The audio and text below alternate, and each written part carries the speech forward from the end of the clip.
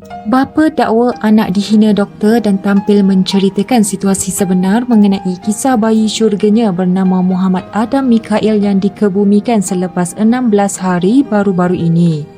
Sebelum ini, tular di media sosial menyatakan sepanjang tempoh itu jenazah bayi ini dilaporkan disimpan di dalam peti mayat hospital kerana bapa tidak mampu melunaskan bil rawatan berkenaan. Menurut si bapa, dia sememangnya mahu memindahkan isterinya ke Hospital Klang dan pihak hospital ada menyarankan perkara itu. Namun, semasa pemeriksaan, dia dimaklumkan bayi sudah mahu dilahirkan. Dakwanya lagi, dia yang menghadapi masalah keuangan juga dibenarkan membuat bayaran selepas isteri selamat bersalin.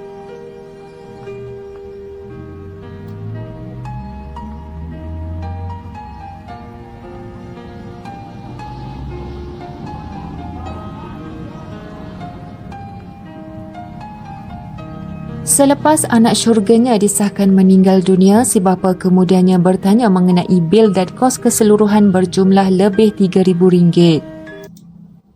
RM3,000. RM3,000 itu kalau dirupiahkan berarti sekitar 10 juta ya, 9 juta ya. Ya sekitar 10 juta lah karena untuk ringgit dalam rupiah itu sekitar 3.500 ya. Jadi hampir 12 juta ya. Namun selepas ditolak deposit dan bayaran nursery yang tidak digunakan, bil berjumlah RM2,480. RM2,400 itu sekitar dibayarkan 3 jutaan ya, kurang lebih. Sepanjang tempoh isteri dan bayi ditahan, bapa setiap hari berusaha mencari wang termasuk meminta sumbangan di tempat kerja. Tetapi sumbangan yang diterima tidak banyak dan berbaki RM1,800 lagi.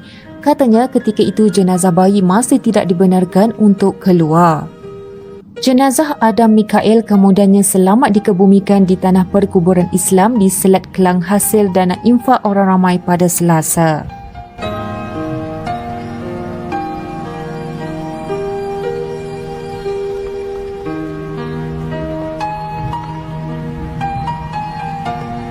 Ini dihina di sini ya. Dibenarkan ambil jenazah anak sebab tak bayar kos rawatan. Allah Rabbi. Macam mana nak cakap Korang pun mesti tahu kes yang baru ni, yang bayi tu meninggal dah 2 minggu, simpan dalam peti mayat selama 2 minggu disebabkan parents nak ambil, nak uruskan tapi tak boleh sebab pihak hospital tahan regarding tak bayar, sebabkan tak bayar kos rawatan. Kos rawatan tu perlu dan harus wajib dibayar. Tapi kenapa tak ada simpati sedikit? Betul. Kan? Bagilah jenazah tu dekat parents, diorang uruskan apa semua. You nak ambil tindakan undang-undang ke, selepas tu you nak buat report polis ke atas parent, lepas tu terpulang lah dekat you. You settle lah dengan parent tu selepas diorang selesaikan jenazah anak diorang kan. Selepas diorang selesaikan penghubungan tu, you nak tahan lama-lama apa?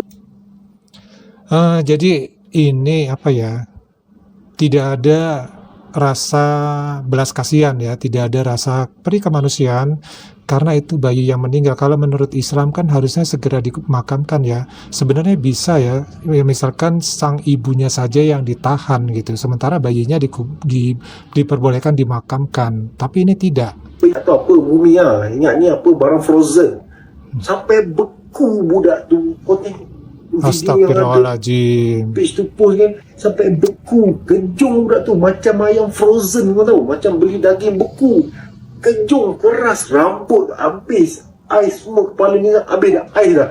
Itu kalau anak engkau sendiri yang staf-staf hospital tu, kalau kau kena macam tu, kau rasa macam mana? Mentang-mentang parents ni tak mampu, orang biasa, bagilah dulu diorang uruskan. Dan isu tak bayar ke, nak kena bayar lepas tu, kau selesaikanlah lepas tu. Kau panggillah balik parents tu kan. Takkan kau tak ada badan-badan kebajikan, NGO yang kerjasama, yang liars, yang MOU dengan hospital kau. Kadang-kadang kau tak nak bincang benda-benda macam tu dengan management.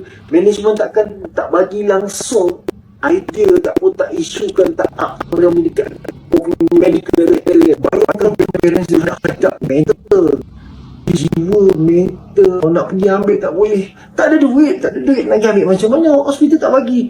Takkanlah pihak hospital tak ada perbincangan, tak ada simpati, tak ada sedikit timbang rasa kan. untuk berbincang, melibatkan mayat, melibatkan jenazah. Tolonglah, ini Malaysia. Kalau ayah kita sendiri, mak kita sendiri pergi hospital, kau nak layan macam kau layan patient ni, kau nak layan macam kau layan orang, kau ngajar, kau nak mengamuk, kau nak masam, kau nak muncung kan. Kalau orang buat dekat parent kau macam tu, macam mana? Kalau orang buat dekat anak kau macam tu, macam mana? Kan? Dah lah berlaku dekat Malaysia. Melayu kita pula tu orangnya. Hospital pula tu, hospital ni tempat ada empati, tempat ada timbang rasa, tempat ada simpati, tolong orang, bukan kau aniaya orang. Hospital bukan kau tempat kau nak marah orang. Hospital bukan tempat kau nak caci maki orang, kau nak mengamuk, nak masam isu kat rumah tangga kau, kat rumah kau, dengan anak kau, dengan lelaki kau pergi kerja. Takkan hospital kau nak lepas kan? Tak payah kerja lah kalau macam tu kan. Kejam gila weh, kau tahan baby tu, kau tahan mayat tu 2 minggu sebab mak bapak dia tak boleh nak bayar. Kejam weh. Kau buat hospital, kau nak tolong orang, kau nak tolong pesakit, bukan kau nak aniaya orang.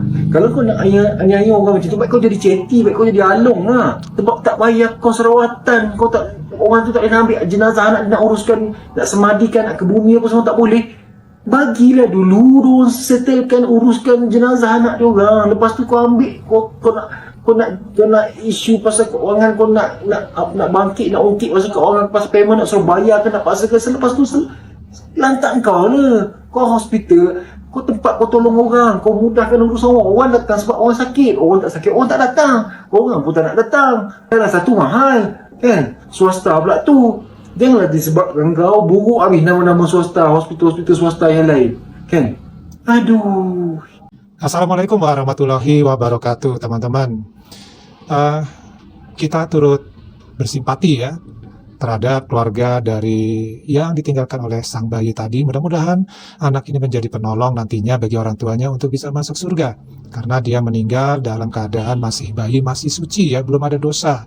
Karena belum akil balik.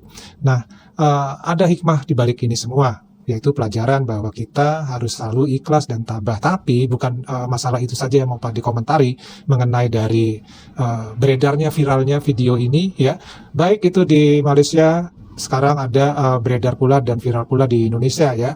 Nah, jadi yang mau dikomentari di sini adalah bagaimana layanan rumah sakit yang berada di Malaysia, yang selama ini kita tahunya dari media sosial bahwa rumah sakit mereka terbaik lah ya di kawasan ASEAN. Nah, tapi dari kasus yang ada ini dan juga dari abang kita tadi yang bicara dengan keluh kesahnya mengatakan bahwa rumah sakit tersebut tidak memberikan pelayanan yang dikatakan yang terbaik di ASEAN. Kenapa bisa seperti itu? Ya, apakah rumah sakit tersebut tidak bisa menerima orang miskin untuk berobat? Ya, lalu kenapa juga ya di negara yang dikatakan sudah kaya raya itu masih ada rakyatnya yang miskin ternyata? Ya, bukannya tidak bersimpati, tetapi fakta ini menjelaskan bahwa yang namanya masyarakat itu memiliki perekonomian yang bertingkat-tingkat ya. Ada yang kaya raya, ada yang menengah, dan ada pula yang miskin. Dan ini yang perlu menjadi perhatian ya. Nah, apakah tidak ada asuransi? Ya, asuransi yang mempermudah bagi para masyarakat umum ya untuk bisa mendapatkan pelayanan, minimal pelayanan darurat ya di rumah sakit. Nah, ini aneh gitu loh. Katanya memang negara yang memiliki fasilitas pelayanan kesehatan yang terbaik ya, tapi dari kasus ini memperlihatkan bahwa itu tidak terjadi ya seperti apa yang dikatakan. Nah, kalau di Indonesia memang pelayanan kita akui tidak sebaik mungkin di negara Malaysia katanya ya, tapi faktanya justru terbalik, sama aja sebenarnya ya. Bahkan di sini kan pasiennya sendiri menurut ceritanya juga di situ dikatakan sempat tidak diperhatikan selama tidak diperbolehkan pulang kurang lebih 12 sampai 16 hari ya. Jadi si ibu dari almarhum anaknya itu pun tidak boleh pulang selain jenazah si bayi itu ditahan ya di kamar jenazah ya dalam keadaan dibekukan ya. Nah, di Indonesia itu ada yang namanya asuransi kesehatan yang kita kenal dengan namanya BPJS, dan BPJS ini berlaku untuk ya rumah sakit negeri ataupun rumah sakit swasta. Nah, kalau tidak memiliki BPJS, pemerintah pun masih menjamin yaitu menggunakan ID card ya, kalau di Malaysia MyCard ya, untuk bisa melakukan proses perobatan ya. Nah, kalaupun mendadak nih harus berobat ke rumah sakit, maka tetap diizinkan, terutama kalau ke unit gawat darurat. Nah, apakah tidak ada yang namanya asuransi seperti ini? Ini Pak Ade belum tahu nih. Mungkin teman-teman ada yang paham nih bagaimana model untuk jaminan pembayaran bagi masyarakat, terutama masyarakat miskin ya di Malaysia itu seperti apa? Karena kalau kita perhatikan di sini, ini nggak ada ya hal-hal yang menyebabkan mereka bisa gratis ya untuk berobat, apalagi masyarakat miskin. Ya, kalau di Indonesia gratis biaya pengobatan, baik itu di rumah sakit negeri ataupun di rumah sakit swasta, ya itu nggak ada masalah. Ya, nah kemudian juga di sini kita bisa perhatikan ya bahwa tidak adanya rasa kemanusiaan, tidak ada rasa empati ya terhadap bayi yang baru dilahirkan, kemudian dia meninggal, untuk dibawa pulang ya, untuk segera dimandikan, kemudian dimakamkan. Ya, toh masih ada ibunya yang bisa tetap di rumah sakit. Nah, ini adalah salah satu kejadian yang menurut Pak Dene sangat membuat Pak Dene shock ya, kaget gitu loh. Kenapa hal ini bisa terjadi ya di negara Malaysia yang terkenal dengan fasilitas dan pelayanan kesehatan yang terbaik di ASEAN. Ya, kalau di Indonesia hal ini terjadi wajar karena masyarakat di Malaysia kan tahu kalau di Indonesia pelayanan rumah sakitnya memang tidak baik ya, lebih baik pelayanan yang ada di Malaysia. Tapi dengan kejadian ini malah berbalik 180 derajat ya. Pernyataan ataupun promosi yang dikatakan sebagai rumah sakit dengan pelayanan terbaik ya, dengan pengobatan yang terbaik, dengan kualitas obat juga yang terbaik ya, ternyata ada permasalahan seperti ini. Memang ini adalah by kasus ya, artinya tidak semua seperti ini, tetapi ini menunjukkan bahwa tidak adanya ya koordinasi antara pemerintah Malaysia sendiri dengan rumah sakit yang ada di Malaysia, terutama adalah rumah sakit swasta.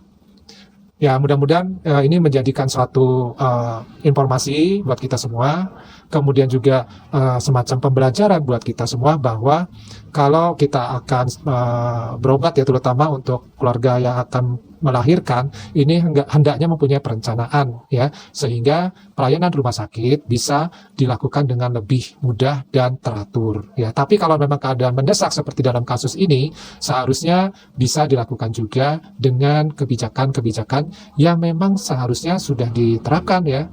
Nah, daripada cukup dulu. Mudah-mudahan video ini bisa menginspirasi buat kita bahwa kita selalu harus hidup dalam kondisi sehat agar kita ya tidak repot-repot ke rumah sakit ya. Apalagi rumah sakitnya kalau is the best ya nggak apa-apa sih, tapi kalau rumah sakitnya tidak the best seperti contoh yang terjadi ini, ya udah kita sendiri nanti yang repot. Daripada cukup dulu, kita ketemu lagi di video yang lainnya. Wassalamualaikum warahmatullahi wabarakatuh. Salam.